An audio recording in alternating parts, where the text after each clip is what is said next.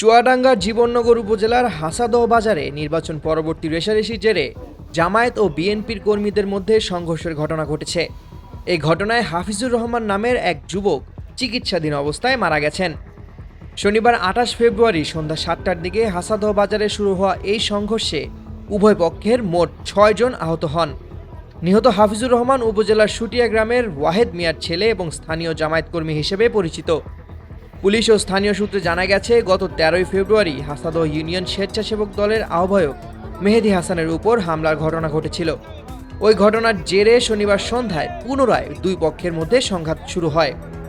গুরুতর আহত হাফিজুর রহমানকে প্রথমে জীবননগর উপজেলা স্বাস্থ্য কমপ্লেক্সে ও পরে যশোরে স্থানান্তর করা হয়।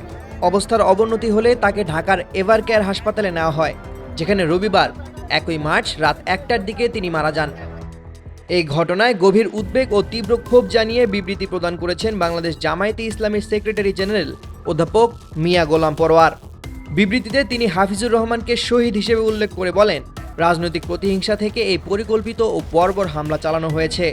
তিনি অবিলম্বে প্রকৃত দোষীদের শনাক্ত করে দৃষ্টান্তমূলক শাস্তির দাবি জানান। উপজেলা জামায়াতের আমির মাওলানা সাজিদুর রহমান অভিযোগ করেছেন, বিএনপি কর্মীরা দেশীয় অস্ত্র দিয়ে পরিকল্পিতভাবে হামলা চালিয়েছে। তিনি এই ঘটনার সুষ্ঠু তদন্ত ও দ্রুত আইনি ব্যবস্থা গ্রহণের দাবি জানিয়েছেন। অন্যদিকে উপজেলা বিএনপি সভাপতি আনোয়ার হোসেন খোকন ঘটনার নিন্দা জানিয়ে বলেন, পূর্ববর্তী হামলার জেরে এই অনাকাঙ্ক্ষিত সংঘর্ষের সূত্রপাত হয়েছে। বিষয়টি সুষ্ঠু সমাধান আলোচনার মাধ্যমেই সম্ভব ছিল।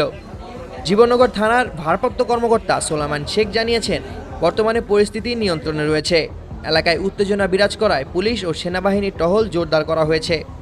ঘটনার সাথে জড়িতদের গ্রেপ্তারে অভিযান চলছে এবং মামলা দায়েরের প্রস্তুতি নেওয়া হচ্ছে। Desk report, Bangla post.